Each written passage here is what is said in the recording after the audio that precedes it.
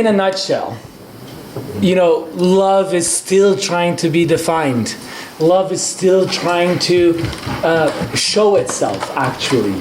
I think as humans, we experience glimpses of love, true, authentic love. And then the rest of the time, it's like, love is a great trading card.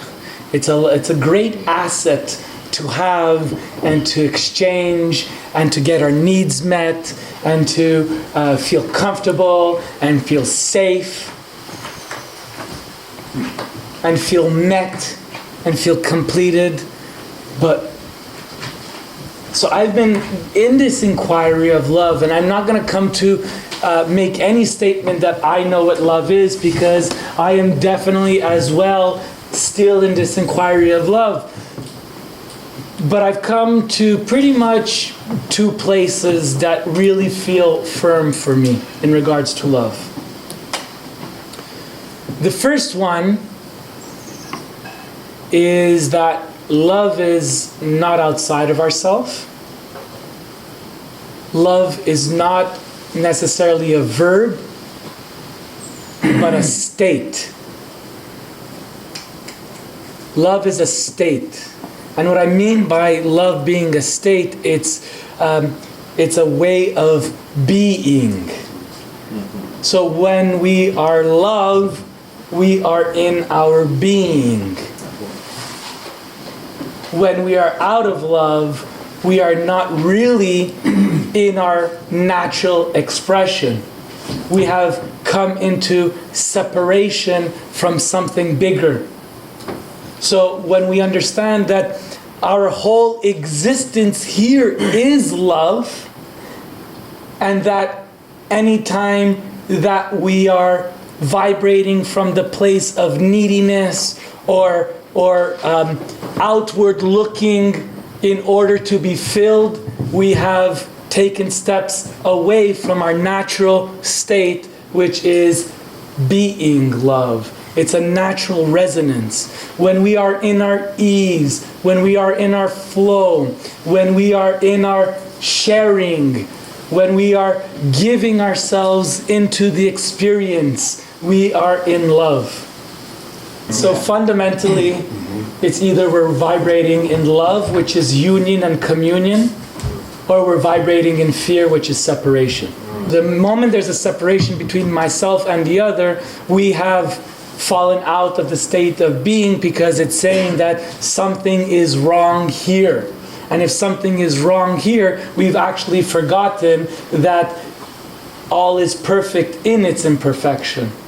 It is all love, and it is how we choose to meet it.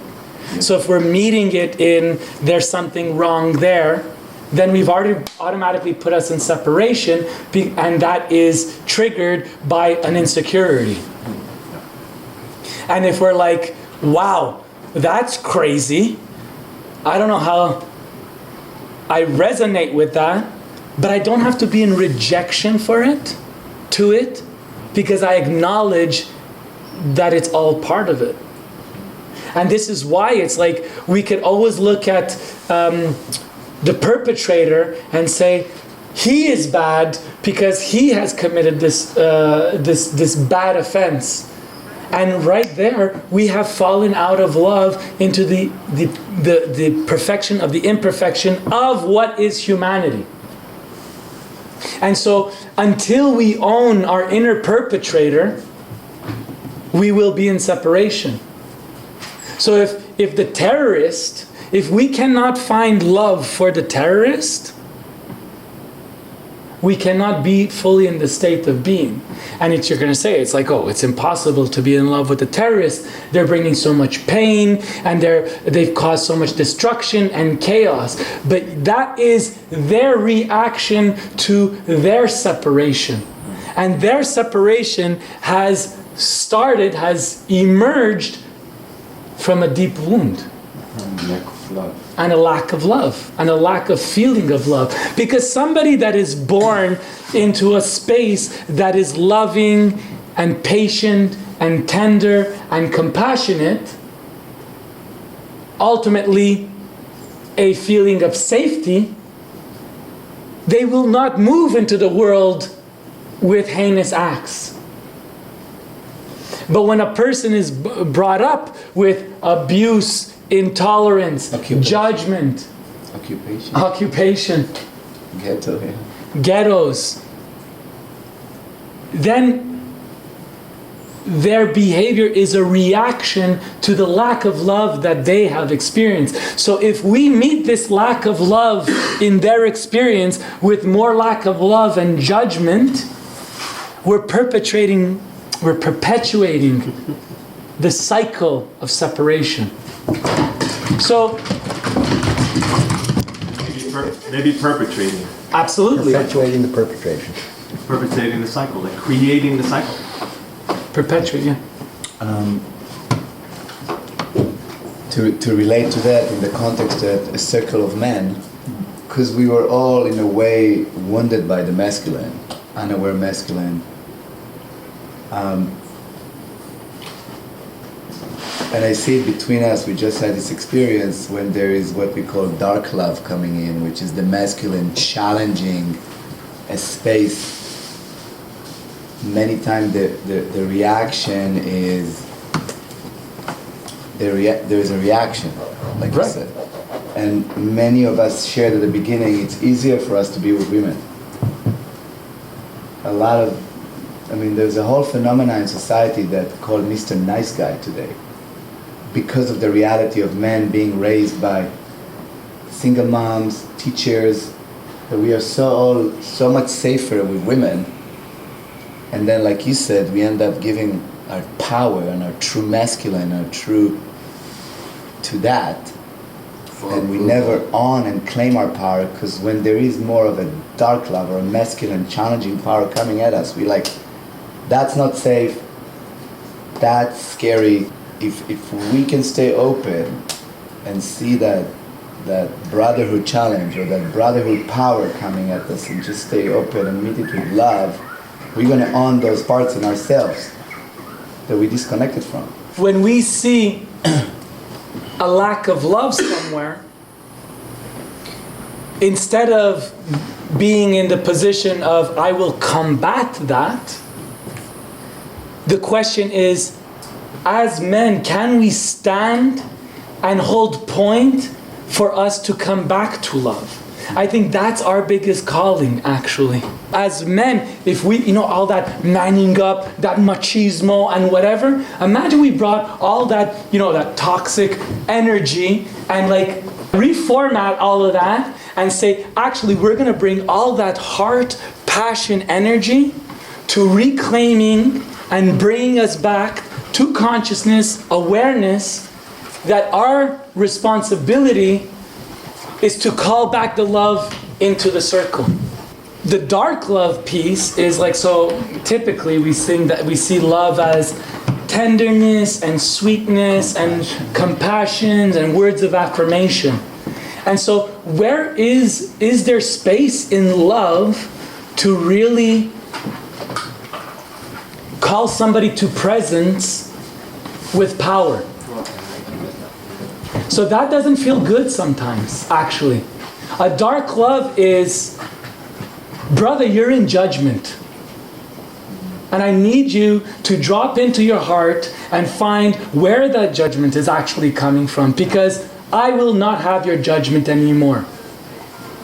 I will not accept it. So do your work, and I will be here for you when you're ready. In this day and age, in this time, we have no more time to dick around. We are the front line. We are the transformers. If we continue to feel that there's going to be some institution or people or other that will do it for us, we are completely mistaken. And so this ruthless dedication to calling each other to presence so that we can return to the state of being love. The thing about dark love is that many times we are actually afraid to say things that might hurt. And if I go to many times the way that we act between men and women, we are afraid of the feminine. We are afraid of their vulnerability. And what happens if they come to a place of pain, they can explode. Okay, many things happen there. And so there is a fear there to hurt a feminine, a woman, especially coming out of a culture that the way that we see the story, that women were the victim and we constantly cause them pain and harm them. But actually there is an interesting part about it, because if I'm afraid to hurt somebody, I'm making them small. Yeah. I don't think they can actually handle that. And I think they are too weak to hold that. So if we're coming back to the place of love from fear, no wait, if I am afraid to speak something, to speak the truth, it means actually I'm not in love. And actually who I'm actually really afraid about is myself, feeling pain because I so-called caused pain for another person.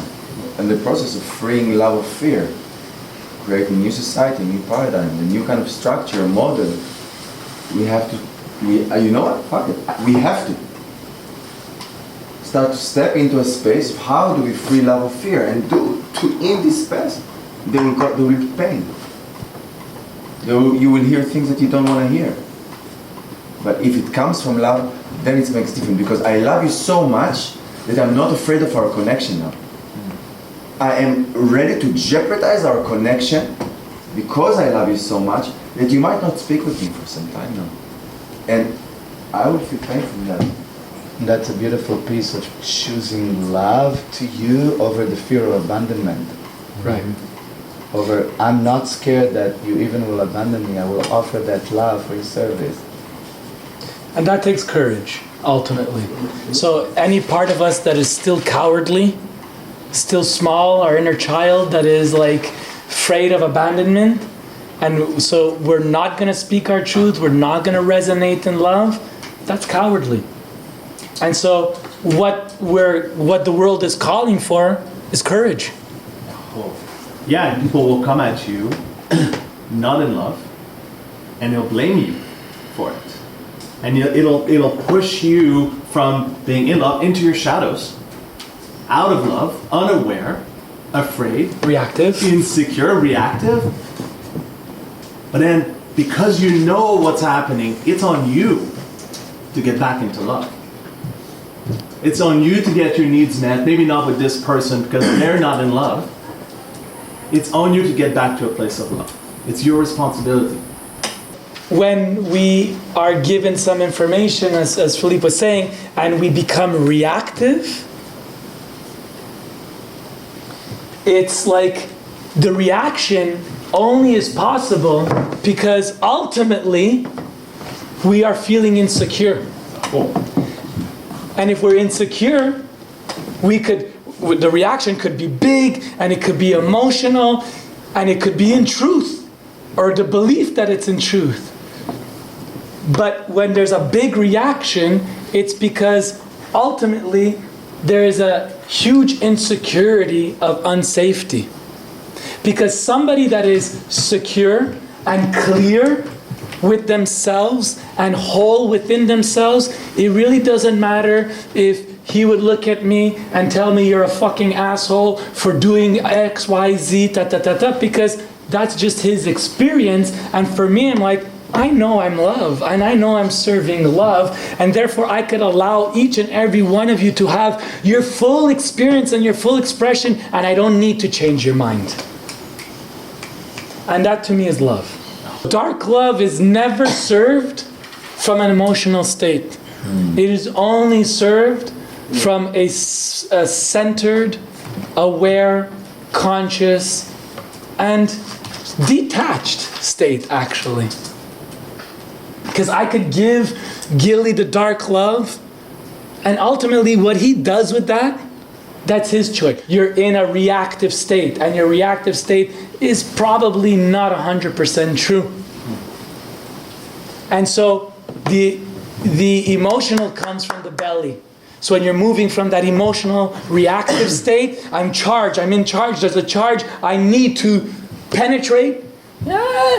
Best to take a moment, move your energy. When you move your energy, then feel into that peace again and see if it's resonating with authentic heart and love. And then you could deliver dark feedback, dark love. You know, it really sucks to hear people that I really care about give me this dark piece of love that forces me to look into myself and say, why am I so reactive? I'm afraid. I have trauma in my life that has kept me in a fear response even when there is nothing threatening my well-being. And so the idea of actually being in disagreement with me, somehow I have the mentality, is threatening my well-being, and therefore I have to be reactive. So I'm not whole unto myself. I'm counting on the outside world to make me whole or change. You guys need to change in order to make me whole, and only then I could feel safe. It's wrong.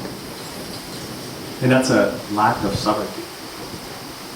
So for me, what love is the natural expression of sovereignty. When you're in sovereignty, when you're secure, detached or unattached, you can deliver love in a way that's clean. Right. That can be received as love. Right. So in terms of relational love, a lot of times we find ourselves in relationship as a way to acquire love. And a lot of times when we're in that relationship, unconsciously, we think we have fallen in love, and we're in this relationship, and the idea of losing the love in your life is really fucking scary. Why is it really scary? Not because the person has gone on to do better things in their life or whatever. It's because if I lose my beloved, I lose the source that I am lovable. Because I am in love with you, because as long as I am in love with you, you're loving me back. And when you're loving me back, I feel beyond all my wounds and beyond all my perpetrator, beyond all my bad guy, whatever, that I'm lovable.